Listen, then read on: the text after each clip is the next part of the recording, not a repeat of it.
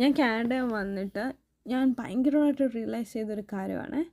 എൻ്റെ അപ്പം പറയുമായിരുന്നു, ഞാനിങ്ങനെ ഫുഡ് വേസ്റ്റ് ആകുമ്പോഴേ എനിക്ക് അത്രയും കഴിക്കാനൊന്നും വലിയ ആഗ്രഹമുള്ള ആളൊന്നും അല്ലായിരുന്നു നാട്ടിൽ വെച്ച്.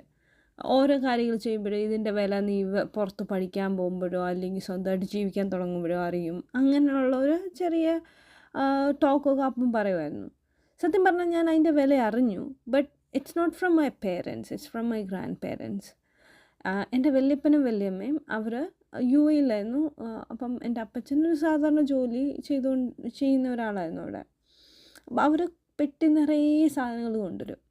പെട്ടി നിറയെ സാധനം വെച്ചാൽ ചോക്ലേറ്റ്സ്, ഡ്രസ്സ്, ലഞ്ച് ബോക്സ് തൊട്ട് കറി പൗഡർ വരെ അവിടുന്ന് കൊണ്ടുവരും. എൻ്റെ അമ്മയാണ് ഏറ്റവും മൂത്ത മോള് നാട്ടിലുള്ളത്.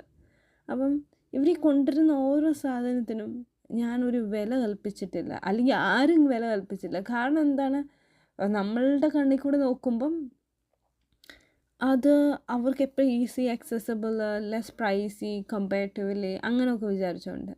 ഇവിടെ വന്ന ശേഷം ശരിക്കും ഞാൻ വില അറിഞ്ഞു. ഇവിടെ വന്ന ശേഷം ഞാൻ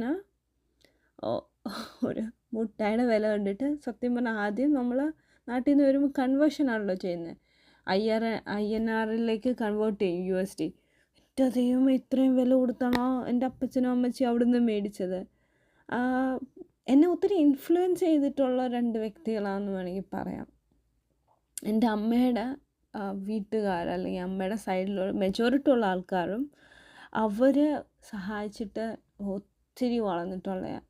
So it's about giving others also. They showed from their life, not only living a life for themselves, but to have a prosperity around their surrounding also.